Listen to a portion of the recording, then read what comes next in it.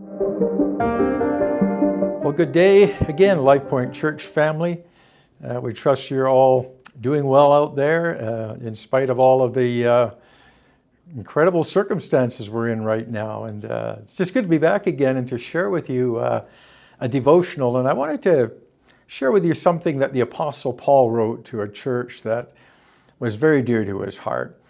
And the setting is that he's writing from a lockdown. He's under house arrest for preaching the gospel, and he can't be with the people he loves and cherishes. And these few verses, I just think, really speak to the heart of a pastor for his people when he can't be with them. And I can just tell you, our pastoral team here, all of our servant leaders are absolutely longing to be back together again. But in the meantime, here's some thoughts that I think will bless you. Paul's writing here. This is one of his happiest letters he ever wrote. This is a church that had backed him, supported him. He planted the church. And in Philippians 1, 3-11, we read this, and I just want to pick up on the heart of this man. He says this: every time I think of you, I give thanks to my God. Whenever I pray, I make requests for all of you with joy. For you have been my partners in spreading the good news about Christ from the time you first heard it until now. And I am certain that God, who began the good work within you, will continue his work until it is finished, finally, on the day when Jesus Christ returns.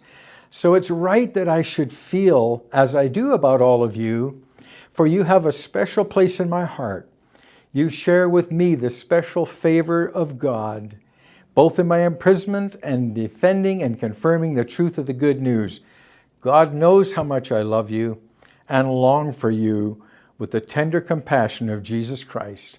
I pray that your love will overflow more and more, and that you'll keep on growing in knowledge and understanding.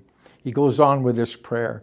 But I wanted to just very, very quickly go over these again. Paul says, God has given me a heart for you. He says, I think of you often. I remember you. He said, I give thanks to my God for you. I pray for you.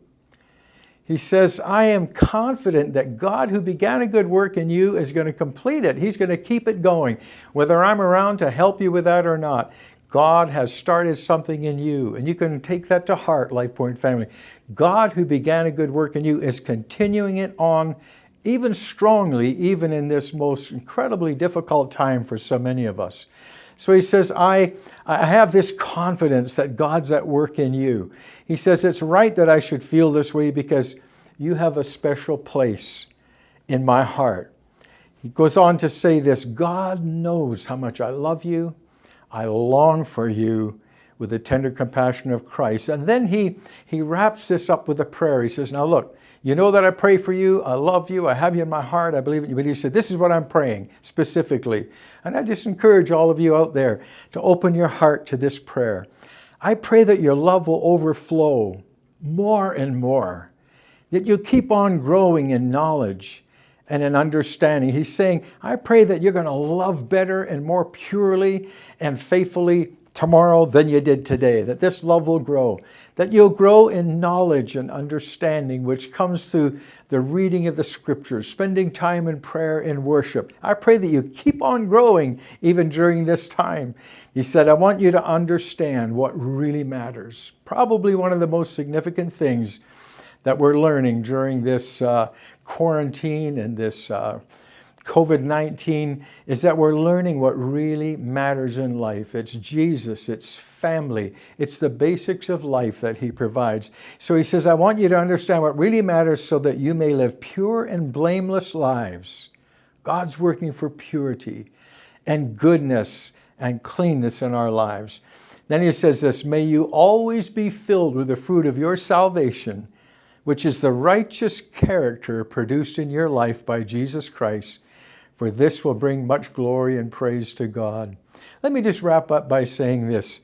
In my interactions with our staff, pastoral staff, and our servants here on staff, in our staff meetings where we spend a couple of hours every week, here's what I'm seeing. I'm seeing the heart of the Apostle Paul, which is the heart of Jesus, in our team here. I see it in Pastor Mike and in Jeremy and in Josh and Macy. I see it in Suzanne and Vanessa and Shirley and Angela and Jory. See this heart of God for the church, caring deeply for all of you and longing greatly to be together again soon. I just pray that God continue to bless you, and keep this in mind, because God's at work in your life and in mine just as strongly now as ever, and He's going to bring all of this to a good conclusion, and we're all going to be better for it because we've got our priorities right.